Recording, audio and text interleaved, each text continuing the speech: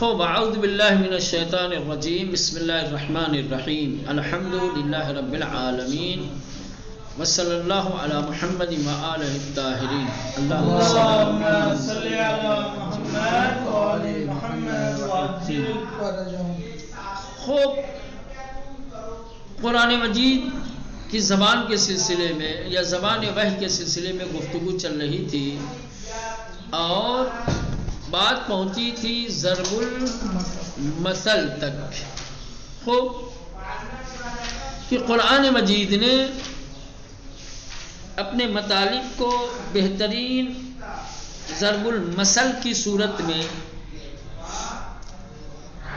اپنے پیغامات کو مجسم کر کے اور مشکل طریقے سے پیش کیا ہے. اور یہ بہت بڑی ہنرمندی اور استادی ہے کہ کسی چیز کو اس انداز میں بیان کیا جائے کہ مخاطب کے لیے وہ چیز بالکل مجسم ہو جائے، ایسے جیسے اس کی نگاہوں کے سامنے سب کچھ ہو رہا ہو.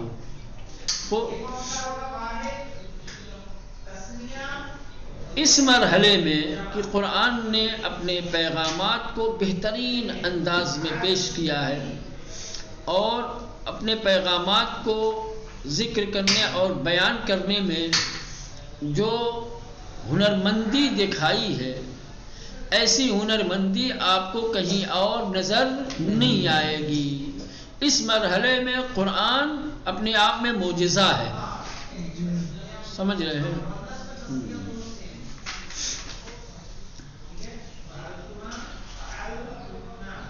اس کے بعد بات یہاں تک پہنچی تھی کہ قرآن نے بہترین طریقے سے بہترین انداز میں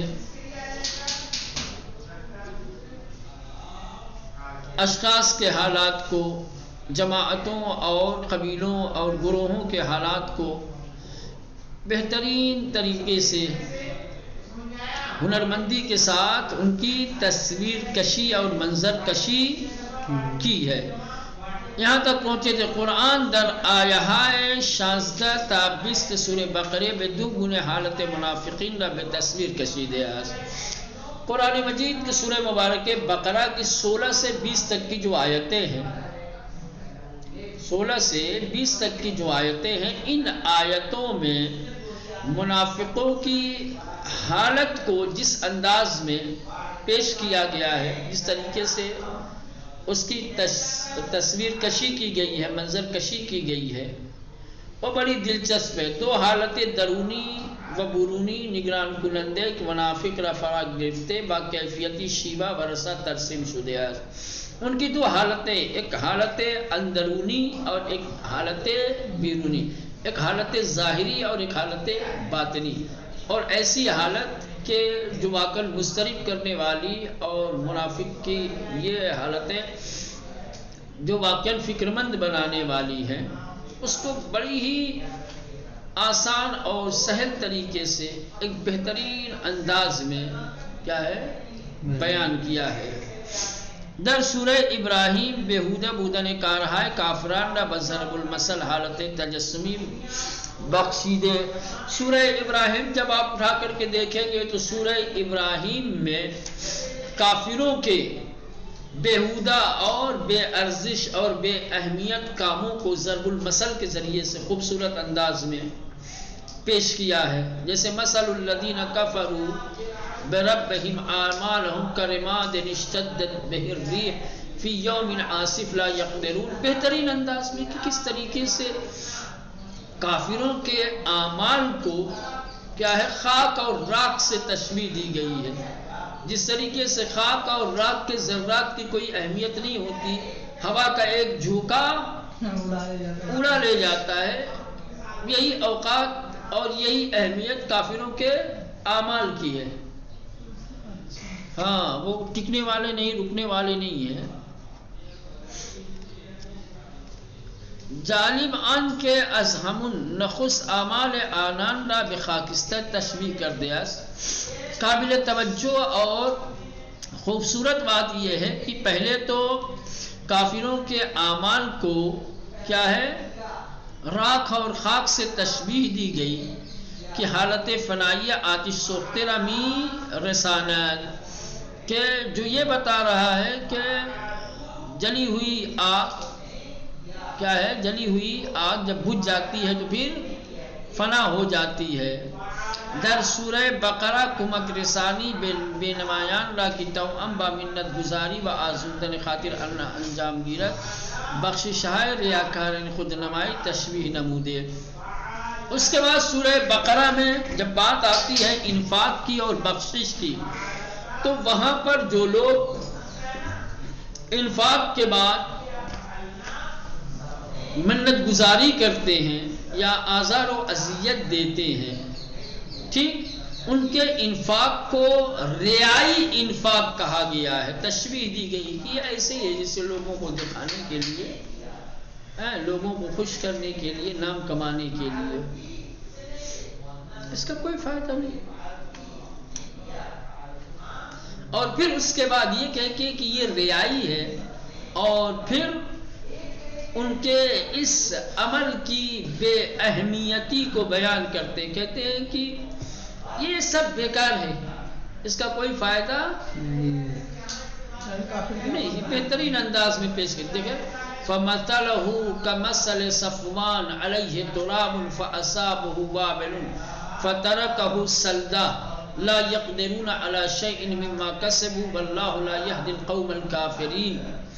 بس مثل او ہم چون مثل سنگ خارائش کے، کہنے کہ ان کی مثال اس سنگ خارائی کی طرح ہے کہ بر روئے آن غبار خاکی نشستہ است، کہ جس کے اوپر مٹی بیٹھ گئی ہے، بر اکباری بیان رسیدے، اور بجلی چمکتی ہے، بآن سنگرا، یا ایک تیز ہوا آتی ہے جو اس پتھر کو شاف و شفاف بر جائے گزار دے۔ تمام خاک کو دیکھا آپ نے، ایک دم چکنا چمکتا ہوا، چمچماتا ہوا پتھر جب ہوتا ہے اس پر خاک ہوتی ہے، ہاں، تو یوں دیکھیں گے تو خاک نظر آئے گی، لیکن جہاں ایک تیز ہوا کا جھونکا آیا صاف کر دیتا ہے، تو ایسے جیسے خاک کا وجود ہی نہیں تھا، کوئی غبار ہی نہیں تھا، یہاں ایسے صاف و شفاف ہو جاتا ہے۔ تو بالکل ایسے ہی ہے جو لوگ آزار و اذیت کے ساتھ انفاق کرتے ہیں یا احسان کرتے ہیں، یا ریاکارانہ طریقے سے جو لوگ انفاق کرتے ہیں، ان کی مثال ایسے ہی ہے جیسے ایک صاف و شفاف پتھر کے اوپر گرد و غبار بیٹھی ہوئی ہو کہ ہوا کا ایک جھونکا آئے اور اسے صاف کر کے لے جائے۔ ان کے انفاق کی کوئی اہمیت نہیں ہے، کوئی قدر و قیمت نہیں ہے۔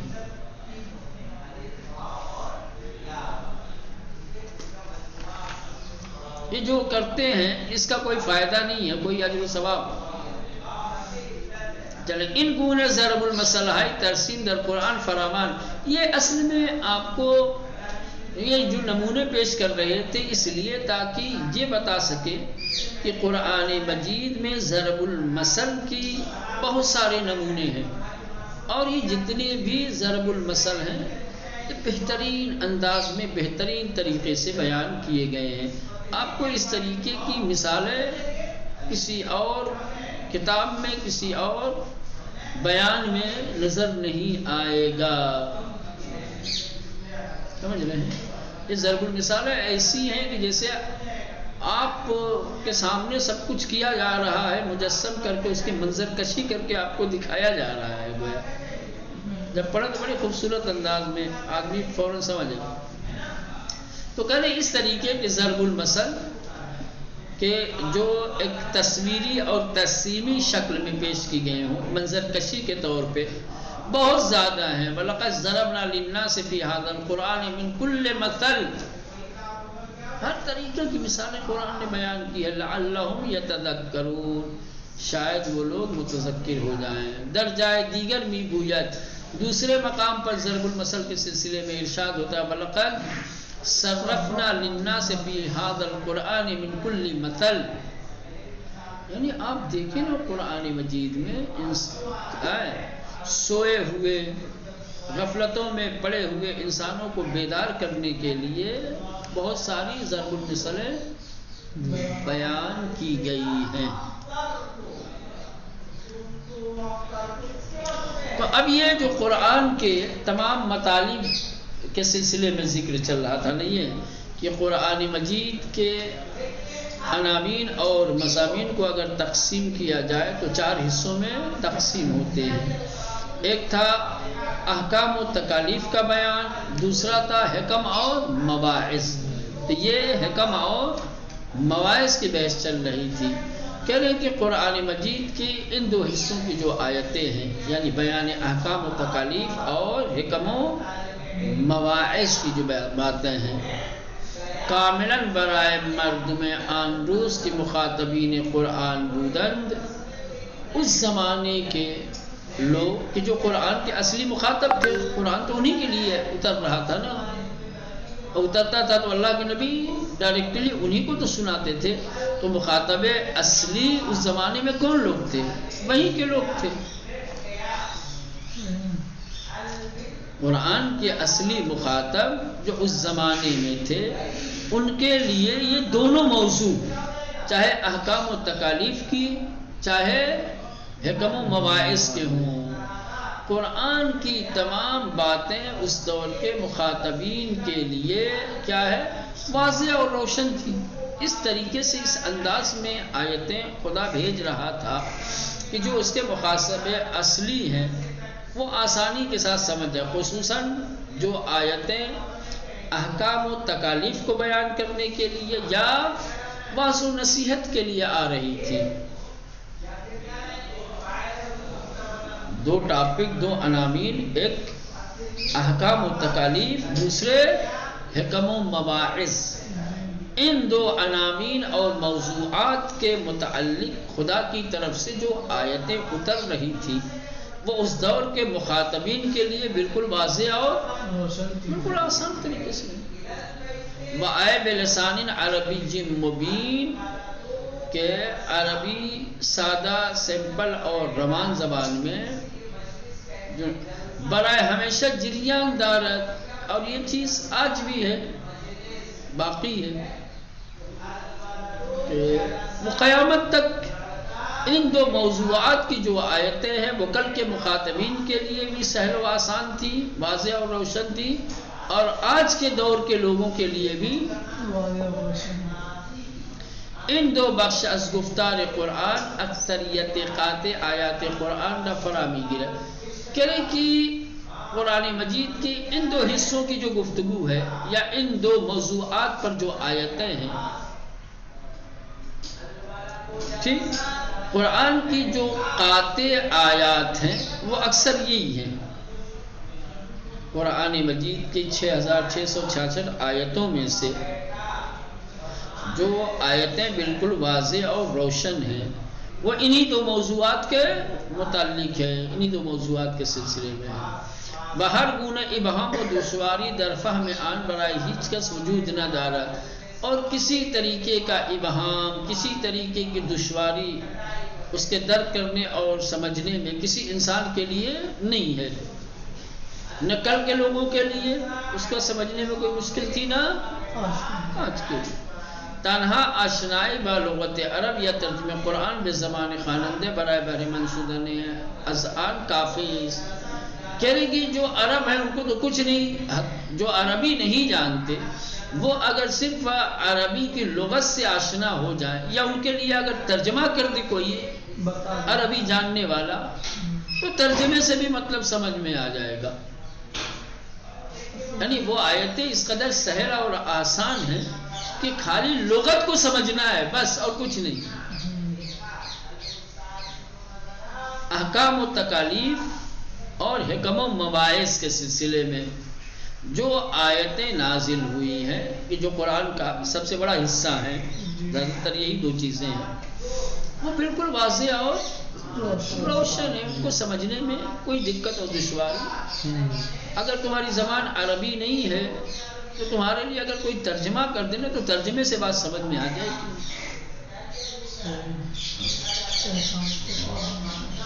میمانت دو بخش دیگر تھی. یہ تو مسئلہ تھا قرآن کے 4 حصوں میں سے 2 حصوں کا.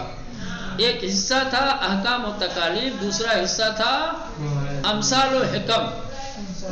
ٹھیک، اب 2 حصے رہ جاتے ہیں. ہاں، 2 بخش دیگر، بخش سخن از جہان غیب و بخش معارف.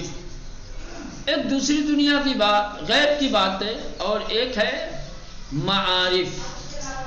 ٹھیک، علم و حکمت کی باتیں کہ بیشتر از ابزار استعارہ و تشبیہ و کنایہ استفادے شدہ. ان 2 موضوع اور ان 2 عناوین کے سلسلے میں جو آیتیں ہیں، ان آیتوں میں استعارات، کنایہ، تشبیہ آپ کو زیادہ ملے گی. ہاں، 2 واضح اور روشن، 2 پیچیدہ ہیں. ہاں، کل 4 حصے بتا دیں کہ قرآن کے معارف کو اگر تقسیم کیا جائے تو 4 طریقے کے حصے میں تقسیم ہوتے ہیں. تو 2 گزر گیا، احکام و تکالیف، اور دوسرے احکام و امثال و حکم. اب رہ گئی بات تیسرا حصہ ہے جہان غیب کے سلسلے میں جو باتیں ہیں. 3 اور چوتھے معارف، جو علم و معارف کی باتیں ہیں کہ بیشتر از ابزار استعارے و تشبیہ و کنایہ استفادے شدہ. کہ ان 2 حصوں میں یا ان 2 عناوین اور موضوعات پر جو آیتیں ہیں ان میں زیادہ تر استعارہ، تشبیہ اور کنایہ کا استعمال ہوا ہے. بلے شیوہائی بکار رفتے ہم شیوہائی متعارف و شناخت شدہ نزد عرب بودے.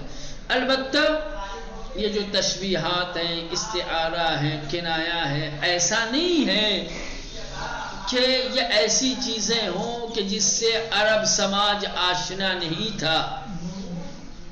یہ تمام چیزیں عربوں میں بھی تھی. کیا ہے، عرب بھی ان تمام طریقوں سے آشنا تھے. وہ بھی اپنی گفتگو میں یہ تمام چیزیں استعمال کرتے تھے. انہی کی راہ و روش کے مطابق ہم نے. کوئی یہ نہیں کہہ سکتا بھائی یہ کیا عجیب چیز ہے، یہ کیا نئی چیز ہم جانتی ہیں. نہ، ایسی کوئی بات نہیں ہے. سمجھ رہے ہیں؟ بلے شیوہائی بکار رفتے، یعنی کہ جو طریقے استعمال کیے گئے، جن طریقوں کو اپنایا گیا ہے ان 2 حصوں کی آیات میں، ہم شیوہائی متعارف و شناخت شدہ نزد عرب بودے. عربوں کے نزدیک وہی عام متعارف اور کثرت کے ساتھ استعمال والا جو طریقہ تھا وہی طریقہ اپنایا گیا ہے کہ ظاہری آشکار و باطنی جرف دارت، کہ جس کا ظاہر بالکل واضح اور آشکار ہے لیکن جس کا باطن بڑا گہرا ہے. اشارہ کنایہ میں یہی ہوتا ہے، ظاہر تو سمجھ میں آ جائے گا لیکن باطن میں بڑی گہرائی ہوتی ہے. جیسے شاعر کا شعر بظاہر دیکھو الفاظ تو سمجھ میں آتی ہے لیکن جب آپ اس کی تہ میں اتریں گے، اس کی گہرائی میں اتریں گے تو آپ اس کی گہرائی کا اندازہ ہر کس میں انداز ظرفیت خود ازعال بہرے مند میں گردہ. ہر شخص اپنی ظرفیت کے اعتبار سے اس سے فائدہ اٹھاتا ہے، معنی اور مفہوم اس کا سمجھتا ہے.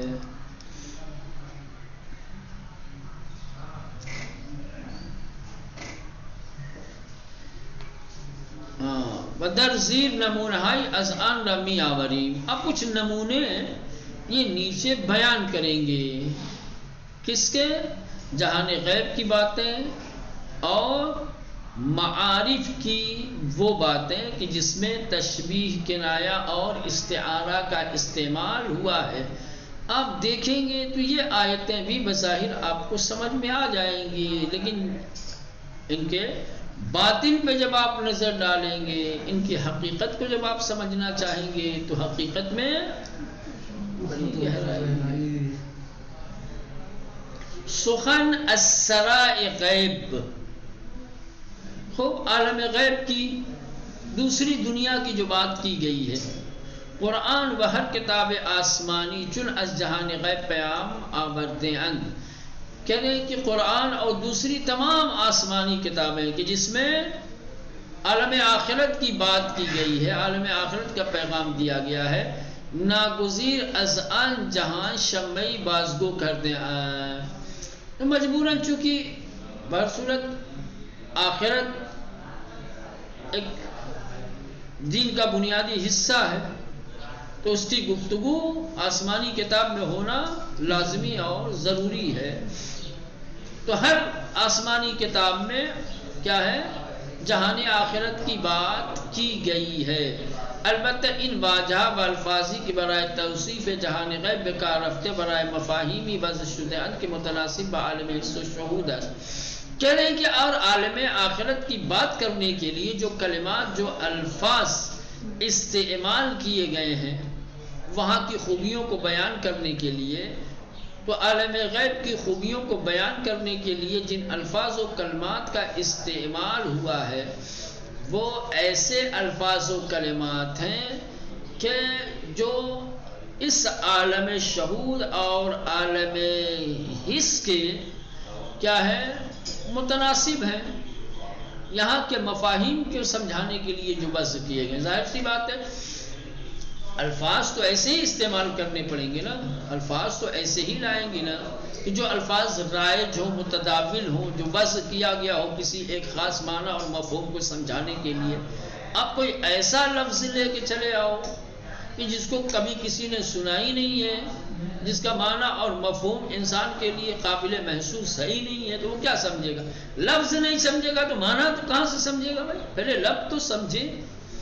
الفاظ کیا ہے؟ وسیلہ ہے، ذریعہ ہے حقائق اور مفاہیم کو سمجھنے کے لیے۔ جب لفظ سمجھ میں آتا ہے تو پھر معنی سمجھ میں آتا ہے۔ تو کہہ رہے ہیں کہ عالم آخرت کی توصیف کے لیے، عالم آخرت کی باتوں کو سمجھانے کے لیے جن کلمات کا استعمال کیا گیا ہے یہ کلمات یہی کے ہیں، دنیا کے ہی ہے، ٹھیک؟ ان کا تعلق، ان الفاظ و کلمات کا تعلق کیا ہے؟ عالم شہود اور عالم حس سے، یعنی یہ اس دنیا سے ہے۔ اسی دنیا میں جو الفاظ مختلف معنوں کے لیے وضع کیے گئے ہیں، بنائے گئے ہیں، عالم آخرت کو سمجھانے کے لیے انہی الفاظ و کلمات سے سہارا لیا گیا ہے۔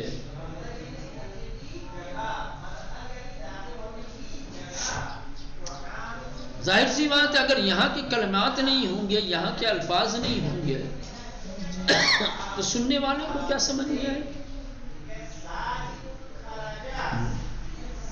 آپ ایک مطلب، ایک مفہوم، ایک حقیقت بتانا چاہتے ہیں مجھے، ٹھیک؟